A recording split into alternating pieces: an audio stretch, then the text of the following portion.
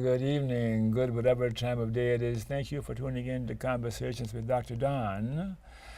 The show is produced and broadcast from the Portland, Oregon, USA area.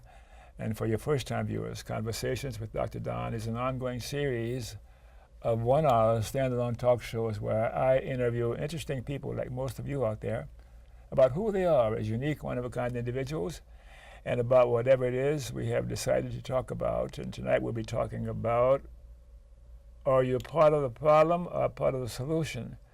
And there's a plethora of questions that's going to follow from that title. And my two guests are going to challenge me because they're so darn smart and so bright. And they're both cute, too. Thank you. Thank you. Welcome. Joanne Thank you. Rosevear. Yes, yes. And John Ashford. Ashford, yeah. Yeah, oh man. I mean, I really think we're going to need more than 3 hours.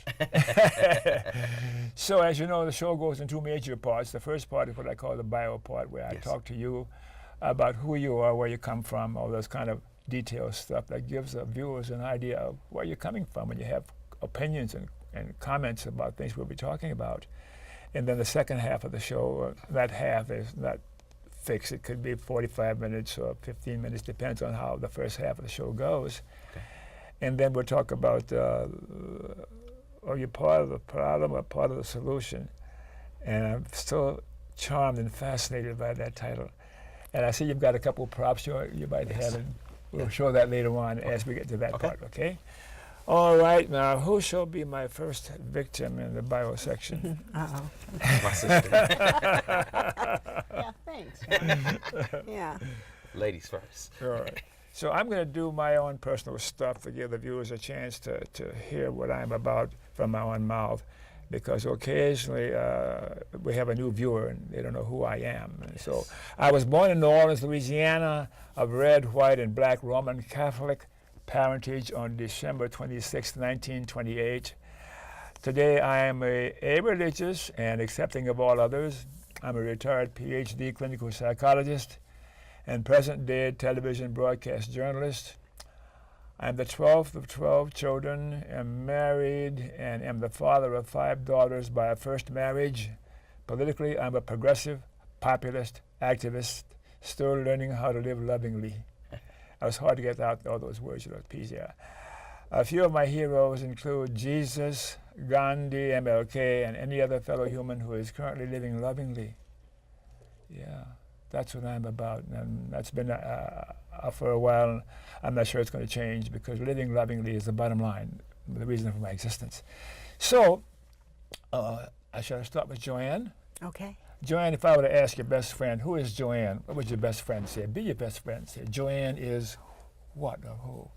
My best friends would say that I am giving, caring, kind, compassionate, straight up.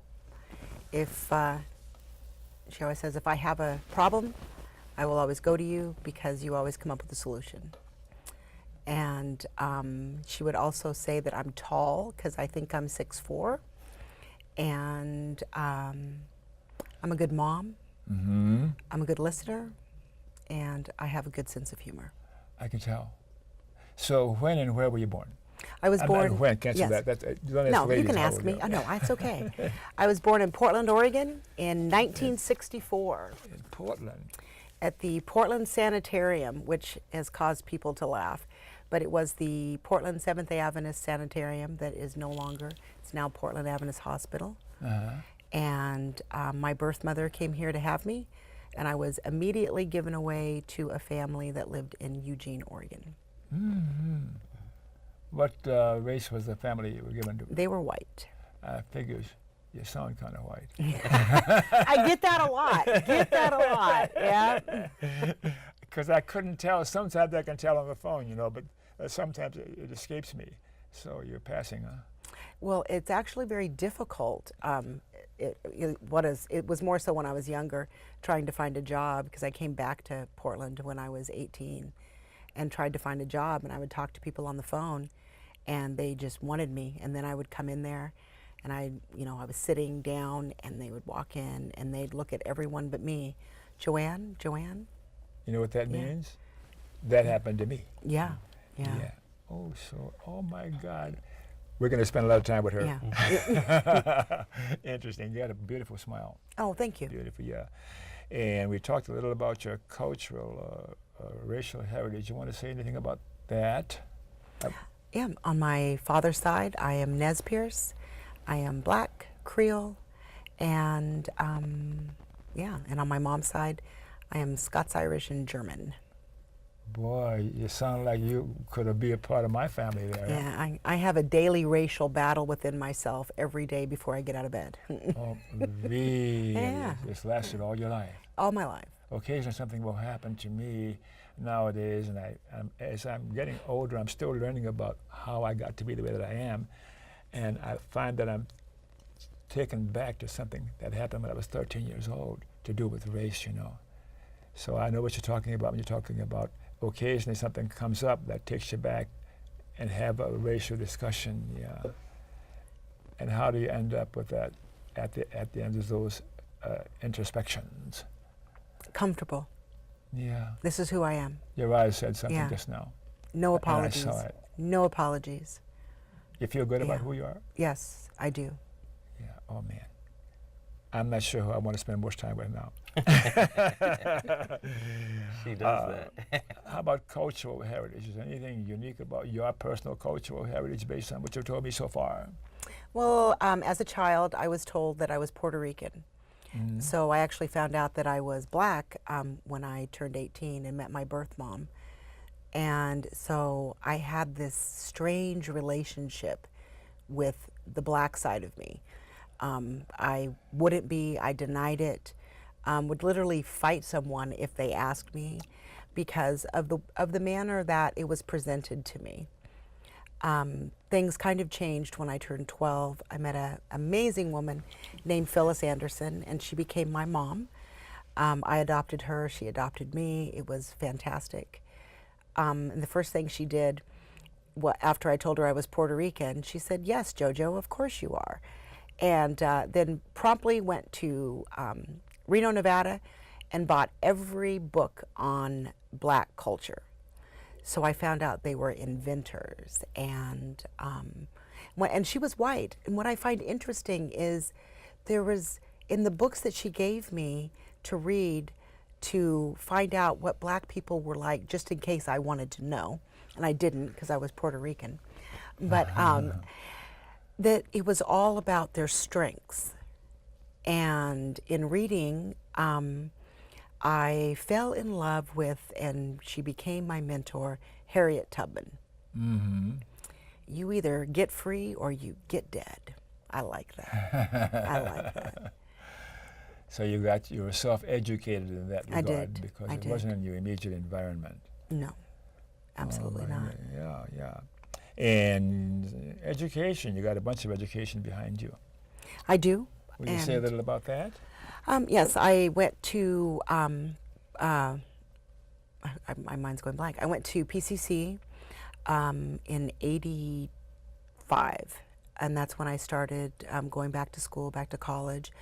I became a mom when I was 20, so I was going to school and just had a newborn and was also married. So I kind of stopped going to school, worked with my ex-husband and getting him through school. And when he and I got divorced, then I immediately got into the job market. Did you marry a white boy? I did not. I married someone that was very similar to me, biracial, adopted by a Seventh-day Adventist white family. We had a lot of similars. I think our perception and perspective of the world was a little bit different. I think maybe, I would say definitely, I think being male, he had a harder time. Okay. Yeah. I can just see the two of you leaning on each other. We tried. Lean on me. Yeah, we tried. We tried. Oh, how much more education? You have advanced degrees? Yes, I do. So I have my associate degree, and I am going to finish up my bachelor's at Marylhurst, actually. So I'm taking a whole bunch of credits from a whole bunch of different colleges, melding them in, working with Marylhurst. and I'm going to get my bachelor's in communications and my master's in social justice. I'm in love with you. Don't tell my wife. Yes. Okay. You're a Okay. beautiful human being. Thank you. Thank you. Well, yeah. Okay. What do you do now for a living? How do you earn your keep? Well, right now I'm kind of in between jobs. I am waiting to get a hip replacement, so which is good. It's very good. I just got the date, October 23rd. It'll be my second, so I'll have right and left done. So I will also be the bionic woman, and that's a good thing. I know that at my age. I yeah. can tell you a little about that too. So right now I am just watching my last two. I have 3 children. The oldest is 32, and the youngest are twin boys, and they just graduated from U of O. And so I'm just kind of watching them navigate through our world as 2 young brothers with degrees, and seeing how their anticipation of how the world will receive them and how the world truly is going to receive them. See how that matches. Do they like you? They love me. They were my Mother's Day presents. I mean, you know, that was a throwaway question. no, we have our days. We have our days. Yeah. Absolutely. Yeah.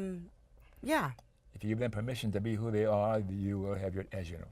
Yes. Let me put my psychologist hat away here. And a partner, you have a partner nowadays? I do not. Uh-huh. And you have a boyfriend, girlfriend, one of those? I gotta do cover not. all the bases. Yeah, no, I do not. I do not. I am, I'm taking a little time since my guys just graduated. I'm taking some time to just do some self-reflection, work out. I want to do some traveling. I'm a little bit independent, and so I think sometimes I need to learn to be more forgiving, I think, before I get into another relationship. Because, that's not nice to do to men. How soon? At all. I had to learn that one. Yeah. Yeah. How soon will you be ready for another serious involvement? Well, I just spoke with a woman who owns the Turtle Yoga place. So my next serious involvement is going to be working with people who have arthritis and want to get in the pool. That includes me. Yes, yes, please, come on down. It is. I've lost almost 100 pounds this year through the pool and changing how I ate and how I viewed the world, and yeah, it's a good thing. You're going to have a business card for me when we leave here? I am deciding what to put on my business cards. Yeah. And I got one from you too. Yes. You got 3 or 4. Yes, now John has business cards. Yes, absolutely. Yeah. And you talked about your children. Any grandchildren yet? From those I do 2 not boys? have any grandchildren. Not for my daughter or my sons.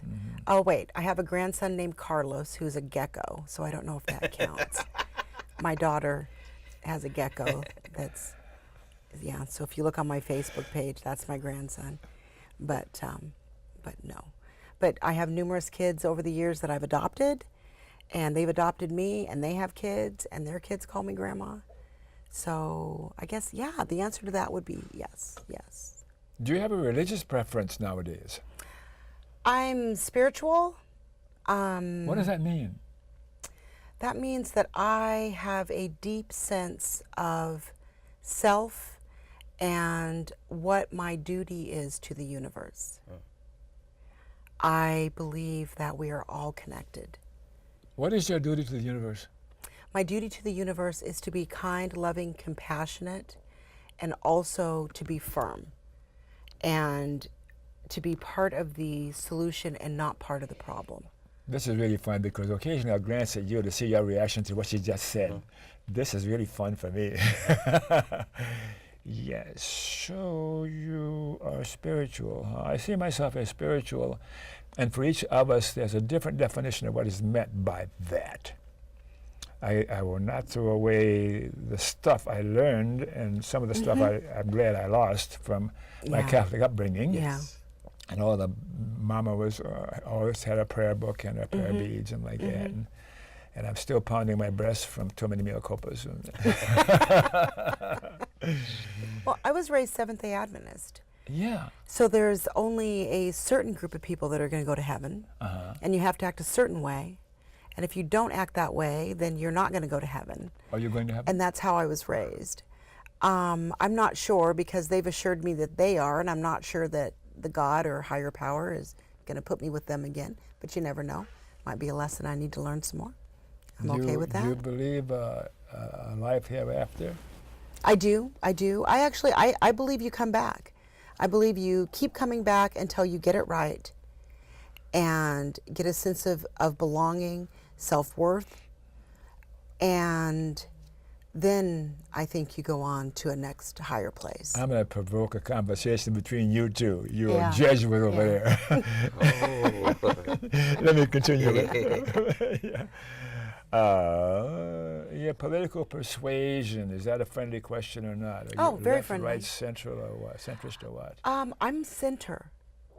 Oh, really? I am center because I see in both political parties there's a foundation that if it were truly done the way it has been written, I think that America would be a better place. Trump sees himself as a centrist. Are you like Trump? Not that far to the right centrist. How's that? I love it. Not that self-absorbed. Yeah. If I get aggravating you too much, it'll Yeah. lay one on me. John will tell you. It's hard to aggravate me.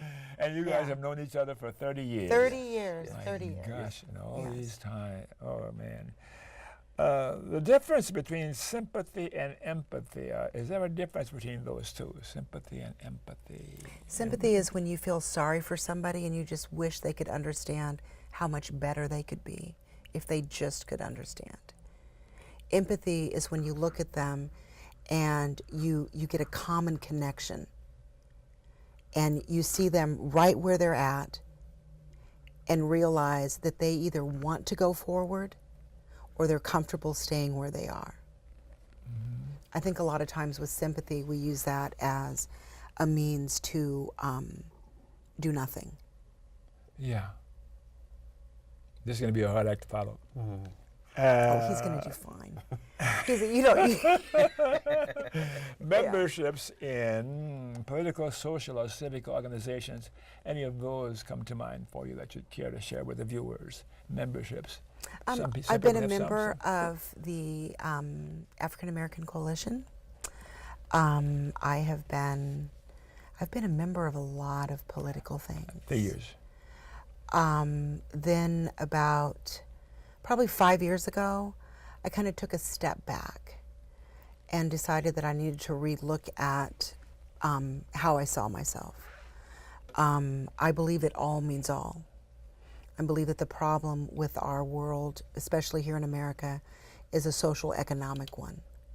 I believe that we've gotten so caught up in color and gender that we're no longer part of the solution.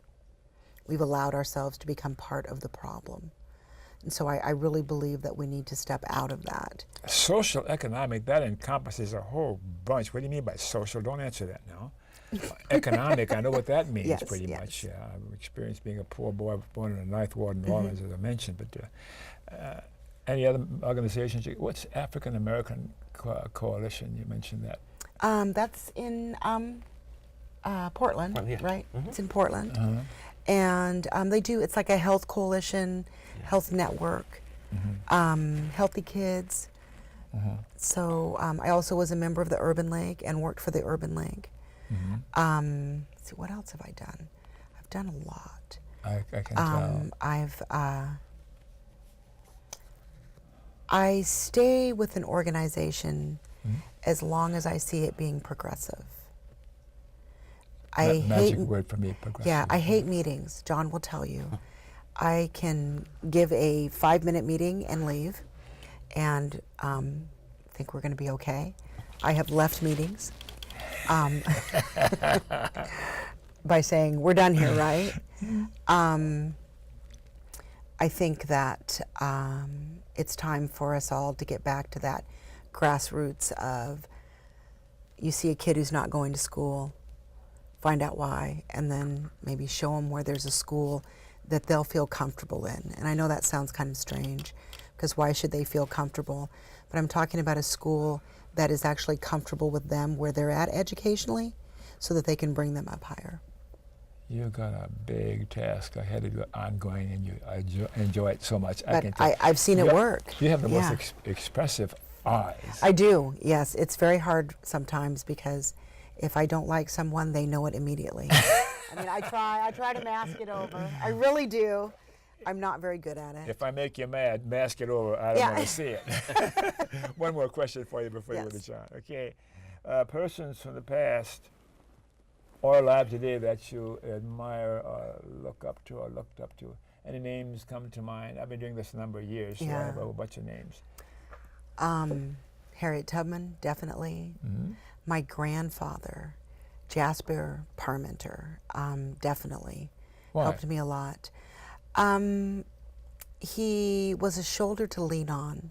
He would get very upset when he saw the rest of the. I was adopted into his family, and so in Eugene, he got really upset when he saw the difference in treatment from myself to other of his grandchildren. So he would sit me down and talk to me, and he'd say, "Jojo, you know, you're smarter than everyone." And at that point in time, I didn't understand what he meant. And he said, "You will never fail because you don't know how." And he's the one who said, he would give me a task and say, "Figure this out." And then when I would, he said, "That's good." He goes, "You saw the problem and you saw the solution and you made it happen. Because remember, you're either part of the problem or you're part of the solution."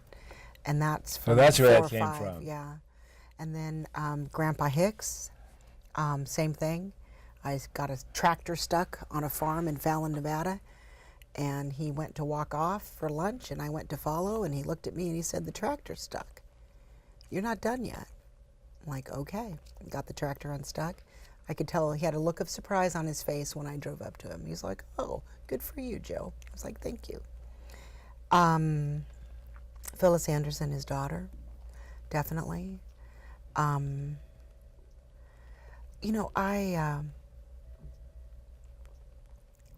don't think there's one certain person. Dr. King, Maya Angelou, my neighbor next door, my children, my friends. I think that we get so caught up in hero worship of people that have come before us, or what we see on television or in the political arena, that we forget that the real heroes, the real people that we look up to, are the people that live right next door, the people who get up every morning. Hero, the homeless man who comes and gathers my cans. And I left a $20 bill, and he left a note saying, "You left this in the bag."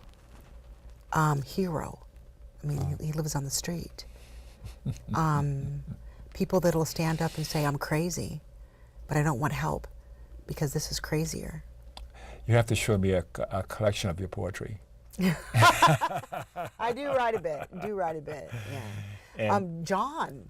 we're going to need to Yeah, stop because definitely. we're using up all the time for Yeah. you. You're so No, don't, fascinating, no. interesting. Shall we Yeah. go over to John here? Yes, And yes. I hope you're enjoying what's going on between us now, so far. And the three of us, shall we attack you now? Yes. Okay. All right. Who is John? Be your best friend. I'm going to start with the same questions here. John is what or who? John would start off with a little poem. Be your best friend. Be my best friend. Be the first person. John is. John is a lover. John is a philosopher. John is passionate. John is magical. John lives orgasmically. John believes there's no end or beginning. John is. Orgasmically. I've never heard anyone use that one before. What does that mean? Well, you know what orgasm is, right? I think so. Yes, yes. So orgasmically is that creative energy of fulfilled bliss. Yeah. And that's what I am. So you're putting words to something that goes on in the gut, in the soul, in the heart. But it actually is energetic. It's not really, because if you found out what organ does it happen in, it really doesn't happen in just one organ. I'm not speaking literally, but I said that. Yeah. But what I'm saying is that energetic, the whole body is going to respond to it. Because if it's amazing that if I say orgasmic, people just go to sex. Yeah. But if you watch somebody, when I was going to school in France, I went to Louvre. And when I went to Louvre, I would go up to some paintings, and I was awestruck. I was just sitting there, and I was like, oh my God. When I saw the Mona Lisa the first time, it was orgasmically. It was orgasmic. It was like, wow, I want some more of that. And that's how I try to, that's how I live. What happens to your body at that moment, orgasmically? You're talking about the whole human being now. It's energetically, it's the tingling, it's the sensation of what else is possible, what else can I reach in my life. Is there a sense of timelessness when that happens? There's no such thing as time. Right? Time is only a human construct. We're gonna need 4 hours out here, y'all. Yeah. Yes, beautiful. Yeah. So I know what that means for you now when you say that. And to a little bit add to something, I course. have a poem that I want to share from a local poet, a majestic Antoine Stoudemire. It's from a book he wrote called "It's Always Sunny Above the Clouds." And read it rather slowly for okay. me. Alter your destiny. Don't you wait. What are you waiting for, anyway? Help already here. Confront your doubts. Conquer that fear. Let go now. Make more room. Something better out there. Be there soon. Feel it in your bones. Open that heart. Let love fill you up like a grocery cart. Full of nourish. Don't miss this. I asked my brother, could I read that? Because that poem stuck out when I first got this book, because that's me. I was like, that poem that he wrote, that was just how I look at life. Fear is so paralyzing that I decided a while back that I wasn't going to let fear occupy. I had a great experience with Brother Ascari. I drummed for who just passed away, the comic who just passed away, the older comic, he just died, Dick Gregory. Dick Gregory, yeah. And I asked Dick Gregory when we were at Maranatha Church in Northeast Portland, I asked him once before, I said, could you give me some wisdom before the show? And he said, young blood, let me get back with you. So he's talking to these other people, and he told me something, and I was like, oh my God, this is like, I could write this down and give this to all my kids. He said, fear and God can never occupy the same space and time, ever. There you go. And I was like, I was sitting there, I was drumming, I was like, oh my God. And it's true. If you're a part of God, then you can't have any fear. You become timeless. It's orgasmic. Okay. I mean, when you really think about it. But which God are you talking about? the one God, universal God. And when we get to questions like, so I'll be jumping around the religion piece. Sure. When I was listening to my sister's question, it's just something. At 54, I'm not that same boy that I was when I was 13 when I went off to the Roman Catholic seminary. I see God much more broad. I mean, I studied theology for 8 years. When I was in Rome, I had the dinner with the Pope. You did? Yes, because I was in seminary, so all the seminarians, we all went to this cathedral where the Pope did this on Christmas Day, and I had that experience. And it wasn't enough. Something was missing there when I was there. In 1983, when that occurred, I realized that this is not going to work for me. The little boy knew that there was something missing. It is not I don't believe in dinging anybody's religion. That's not what I'm talking about. Sure. I think that for me, finding God has been the journey of being on this planet for 54 years. And every day is a new experience, like waking up to a new friend. Have you found God? Yes and no. I found myself, and I am God. So by being God, and I say that not lightly, and my Facebook page, if you go to my Facebook page, I said, if you act like God, the planet would be in a whole different scenario than what we have right now. It's easy to believe in God in the heavens instead of making God in you and in you and the people in the other room. It's very easy to do that. And when you do that, you can create devastation. But when you see yourself as God, you have to act like God, you have to be empathetic. What happens when you talk to an atheist about what you're saying right now? So I don't have any point of view, so I'm not going to get stuck in a point of view. So when I'm learning at 54, I've waken up in the last, this is book I'm reading now of Being You Change the World by Dr.Don here. And he's a dear friend of mine, and somebody who really influenced my life in a short period of time, and his partner Gary Douglas. And one of the things that they were talking about is that interesting point of view. If you get stuck in a point of view, then you become my enemy. So whenever being right is a point of view. So what I've challenged myself every day is what it would be like to wake up without judgment, to step outside of that judgment. What is that like? And it's so liberating to wake up and say, you know, Donald Trump really isn't a bad guy. Now, do I agree with his shenanigans? Don't humans judge all the time? But we've been trained to judge. Yeah. We've been trained to judge. And the closer I step to God, the more I'm learning about how to live without judgment. Because once I judge you, I lock you into a position that you can't move. You're wrong and I'm right. What I ask myself, and this comes from philosophy of access consciousness, what's right about this scenario that I'm not getting? So if I turn this cup around, I'm gonna see another side of it. So what's right about Donald Trump as an African American male that I don't get? And I don't agree with his hate and his hate mongers. I'm not down with that. But what's right about this? It's a genetic given that the human animal judges constantly. And the human animal is always evolving. Does that mean it doesn't judge only sometimes or part-time? Hopefully we get a point that And we I've won't. got my atheist hat on now, as you Yes. can tell. Yes. And what I'm saying is I'm that, all over the place. So what I'm saying is that I don't know. But right now, for me, Now that's the one. I don't know. That's the one I love. yes. And when I don't know something, I'm able to say it. But for right now, for me, I'm going to live life as close as possible with living in 10-second increments of non-judgment. I have 2 cats at home, Coco and Fat Boy. And I love the 2 cats because they live in 10-second increments. If you get upset with the cat 10 seconds later, they don't know what you're mad at. Like, what are you talking about? If we did that, think what a wonderful world we'd be living in right now. 10-second increments. This is quick. And then I'm not going to hold you in judgment. Because I have a whole other philosophy. Because when I was in the seminary, when you said something to my sister Joanne, and I was thinking about this, I was like, when I was 13, I was in Liberty, Missouri, and I was sitting with Father Jack McClure. I didn't believe in multiple lives. At 54, I don't know.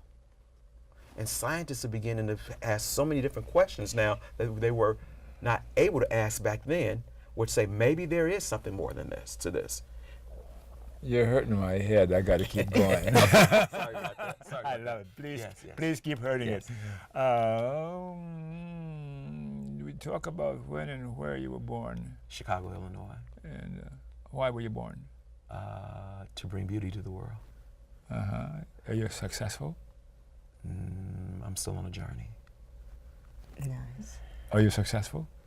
I'm still on a journey. Okay. Anything significant about your racial, national, or cultural heritage that's worth sharing with the viewers? So I'll say this, because I had a conversation last night with my brother, Majestic Antoine Stoudemire. My biological makeup is African American and Choctaw Nation.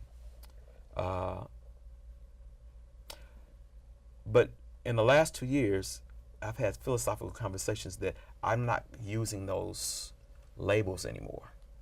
I'm just a universal child of God. Can you have names without calling them labels? Well, what I'm saying, because when you put a label on something, you're going to stick me into a box in the way I'm supposed to be. So I have to eat a certain type of food. I have to watch certain things like that. I can't do that. I didn't ask you to label yourself. Yes. See, you misinterpreted, but never mind. Yes. I'm poking fun at you and not succeeding. So and your religious preference nowadays, you're a Jesuit, still a Jesuit? No, not at all. What are you now? I am Wow. So here's my background. I was raised I'm Catholic. wow, I love it. I was raised Catholic. Yeah. I practice Ifa, which is from Nigeria, which is Santeria in the new country, but it's Ifa in Nigeria from Africa. I practice Taoist, because I do Taoist practice in my meditation. Sure. But recently, I let those labels go because you can't put my God in a box. I'm not asking you to label yourself. I'm asking you to consider objectively what those mean. I can't do that anymore comfortably. Okay. I don't fit there anymore, and that's the fight within me every morning. I try. Matter of fact, Dr. Don, I tried it for 50-something years, and I made myself an outsider. And now I refuse at 50. I told you at 50, I am what I am. And so no longer does that work for me anymore. It's like the iPhone, the new iPhone compared to the first iPhone. They don't communicate anymore with each other. And I'm the new version. I'm the 9. It's not even out yet. We got to keep going. Education. And we only have 30 minutes for your education. Wow. You take years now. Okay. So give us an So a quick overview in about education. I went 10 to minutes. Catholic schools all my life. I have I don't have a master's. I have a bachelor's in communication and French and a minor in theology and philosophy. But I'm a student of life. I practice, I read up on Taoism. I read up on anything I get the Jesuits, I will give the Jesuits one benefit. I liked it, but the hunger for education was second to none. Yeah. So you are a parole officer now? Probation officer for Multnomah County Juvenile Department. And you've been in that sort of business for 28 years. 28 years? Yes. You meet a lot of people, don't you? Yes. You learn anything from them? All the time. Actually, it's kind of interesting you say that. I actually think that my job, I've benefited more from my clients, from learning from their lifestyle than what I've given them. So it's been mutual. A good friend of mine, Bernie Baird, told me when the student is ready, the teacher shows up. And I love that. How often do you experience a client and there is a connection? 90-something% of the time. Oh, wow, Definitely. man. Yes. What are you I'm good. bringing? I'm really good. At 54, I'll tell you that. When I wouldn't have never said that in the past, but now at 54, I'm really, and I can do it really quick because staying in the question and without judging. I don't know your life. You have had a multitude of lives maybe that accumulated to you to have this one experience.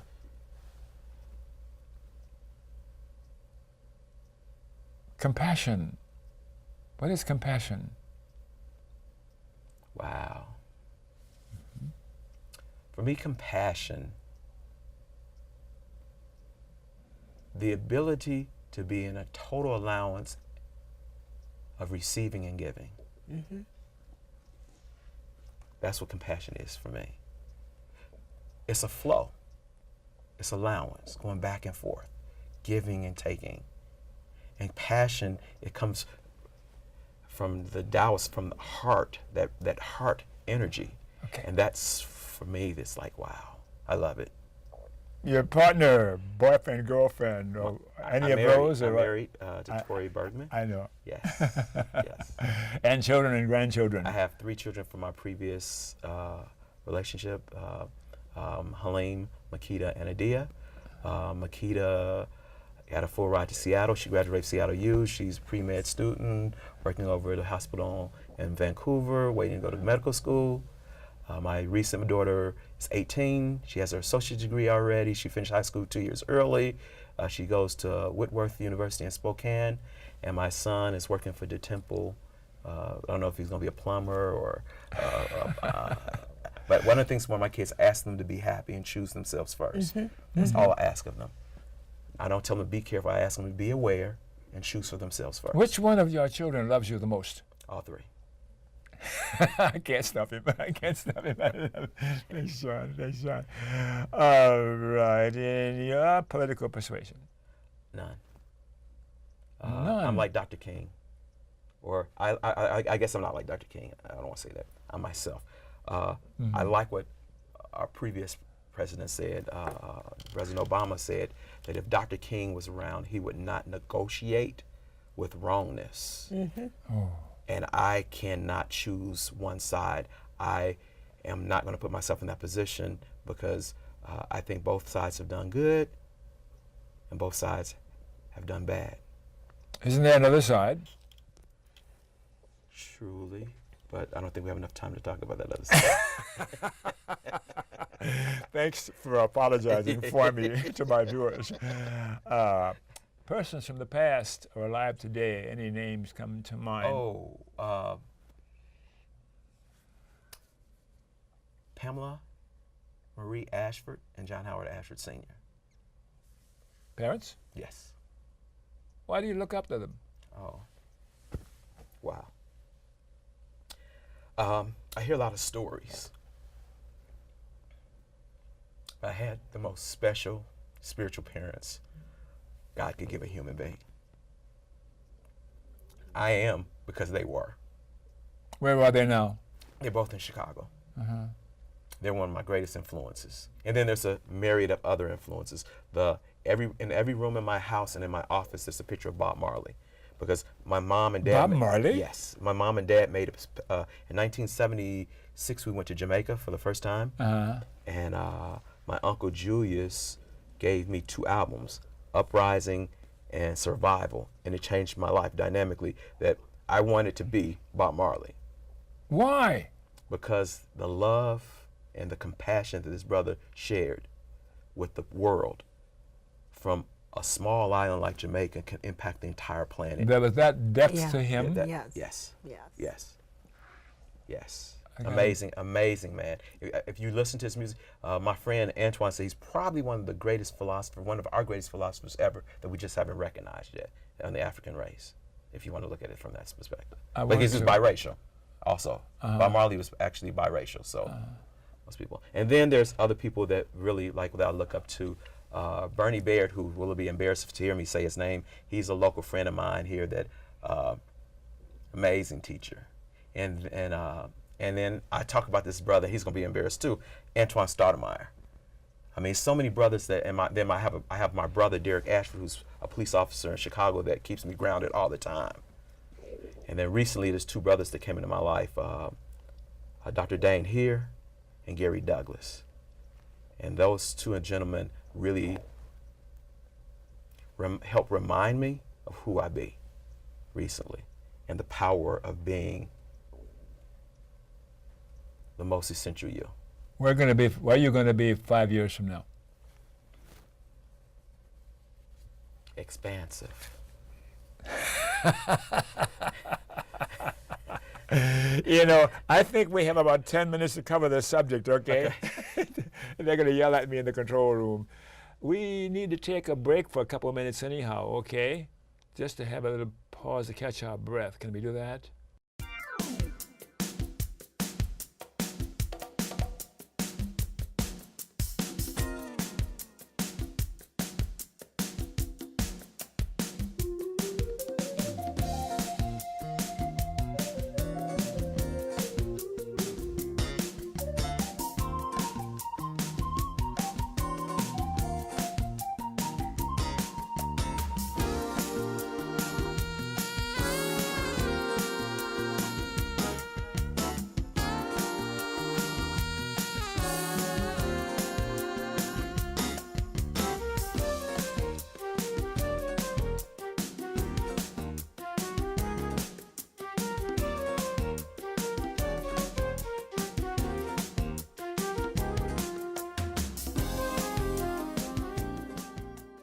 All right, we're going to have real fun here because we've got a good 10 minutes to cover about 5 hours worth of things to talk about.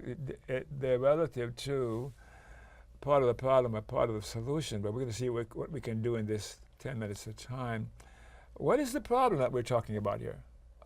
Any problem? All problems? What is the problem we're talking about? For me, the problem, I'm going to take this from this one class I was taking. I'm going to capitalize on what Access Conscious said.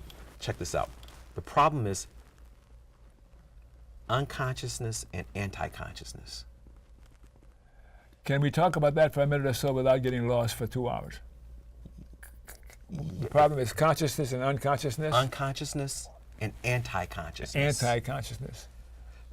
People have given up the right to choose. And when you give up the right to choose, you have the myriad of madness that you have in our country right now. It's a choice. People have given up the right to choose. Yes. Yeah. They've given their rights up to choose. For an example, you watch commercial TV and they show you a pharmaceutical commercial. And while they show you the commercial, they tell you that you will walk, but you'll lose your sight and you have diarrhea for the rest of your life. A thinking person, a person of reason would ask themselves the question, what was that? But we have tons of those type of commercials without any question. That's unconsciousness. Yeah. And what happens is that that's on a small level. When anti-conscious, when you don't want people to think, when systems don't want people to really think at all, they destroy their concept of wanting to be conscious. So they're against being awakened. Propaganda, Herman Goebbels, one of those characters. Yes, but also Paul Manafort. it's public education. Yeah, absolutely. I know I'm stepping on Human toes. education. Public education. And I say that, I don't say that lightly because I said that to you before the show, is that, and this is not against teachers, I'm not dinging anybody in a field, but what's happening when systems don't allow our children to be conscious? Example, what would have happened to African American girls across the nation if they knew that in the 60s, 3 black women helped the spaceship get to the moon? And why did they wait till I was 53 years old to release that information? What would that do to girls in inner cities that knew that they could be scientists that could make a difference in the universe? That's anti-consciousness. And how do we arrive at anti-consciousness in this situation? Not choosing. So if you don't have the information in order to make a reasonable, sensible choice, how can you blame the person for not making the important decision? Because it's not that easy. Everybody has to choose.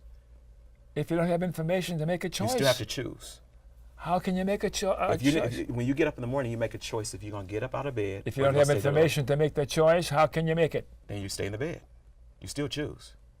You stay in the bed. I'm going to get up and do something Yes, else. exactly. we're stuck on Exactly. that one. So let's continue on. Yes. The solution is what? Did we talk about that enough? That's asking questions. Solution. Okay. Accepting your greatness. Yes. Accepting your greatness. Accepting your greatness. This is, being raised in the church. I got in trouble, and when I'd get in trouble, I had to memorize the Bible. I know the Bible very well. And one of the things that I always struggled with was the passage of God is omnipotent. He is the beginning and the end. And then the next thing was, you are made in his image. So I would say, oh, we're God's. And then, no, we're great. Oh, no, you can't be great. Only God is great. But it says we're made in his image. So there's some confusion. It's contradictory. What are we doing here? It's designed to be confusing. Exactly. Yeah. And even to the other Yeah. point of going, he. Yeah, exactly. The entire time I'm in the seminary, Exactly. the male side, the Father, the Son, and we call it the Holy Spirit. And I know people are going to get mad with me, but I'm not trying to make people get upset. But where's the balance of the female and the male? I mean, it's just simple. I mean, in the power, in understanding the power of words and the energy from words, you've left the female out forever. Yeah. And the result of it is that this planet that's female, that they deem to be female, is being abused right now like a whore. And we've done that to our women across the entire planet. Weren't there successful matriarchal societies in ancient history? They've been wiped out. Who wiped them out? I know what the answer is. Dominate the species, Yeah. the male is the dominant. Yeah. Well, I think it's a combination of not knowing how great you are, of deciding that it goes against all mankind for a woman to stand up and say, I'm great. We're not supposed to do that. We're supposed to have a little bit of subservient in us. Why do we go to the wrongness of you? What does that mean, the wrongness of you? You're so deep, sometimes it confuses me. This is, I didn't get all your words. Oh no, so that's it was okay. good. That's okay. So I'm not trying. In the next month or two, I'm gonna be teaching classes on consciousness because I really think that's the antidote. I do a lot of work with interrupting racism with the organization called Resolution Northwest. And what I found out is that it's from day one, when you're born in this world, you're made wrong. Original sin? Everything is made wrong. And you can never be right. And then it's so sad that people will do anything to be right. Oh, John, original sin, come on. I thought you'd gotten rid of that even though you're a Jesuit. They're made to be wrong. And when you make people wrong, they become victims. We do it all the time in our media. The storms are going on in the South and the fires are going on. What do we call them? We call them victims. No, they're not victims. They're survivors. Feel the difference. Feel the difference of the weight of the different victim. I can never get out of the hole. I'm a survivor. So both are reality. Depends on how you look at them. But the power. If you had the ability to interview Tupac Shakur, one of the greatest rappers ever to stand on planet Earth. Really? He was a word You're craftsman. educating me. And when you understand the Wordsmith. power of wordsmith, and then we have to go back. I'm shameful that my children, they don't have Webster dictionaries, origins of words. My favorite word, and you see it all the time, keep Portland weird. And most people don't even know weird means in the dictionary, in the dictionary of fate and destiny. People make it some negative thing that's way outside. It's a fate and destiny. So once we understand the power of words, then we start speaking things into action. Man, you're turning me all on here. So let's move on a little more here. We have time for the wrongness of you. What is the wrongness of you? And you too. What is the wrongness of you? It depends on what group of people I'm with. It could be from female, a bunch against a bunch of males. It could be somebody white and a bunch of blacks. It could be a lot of Latinos that are against other Latinos from Mexico to the U.S. We have the ability to find the wrongness in other people instead of finding the oneness in each other. And why do we do that? Because of our learning, of our knowledge of the other people? I think Is that a genetic given? I think you're right. I think our knowing will not allow that to happen. Our learning and our thinking creates that. Our knowing, which I think is heart-centered, does not allow me to do that. No child comes here racist. He learns that behavior. And sometimes inside, I have friends that are European descent that they turn against their folks because they know that in their knowing, this Now madness, we're going spiritual now. this madness of this hatred is not true. So the knowing always trumps the thinking. Your belief system can change. Your knowing will never change. Now, is it philosophical? Most definitely. You are required to have enough data to accommodate the question.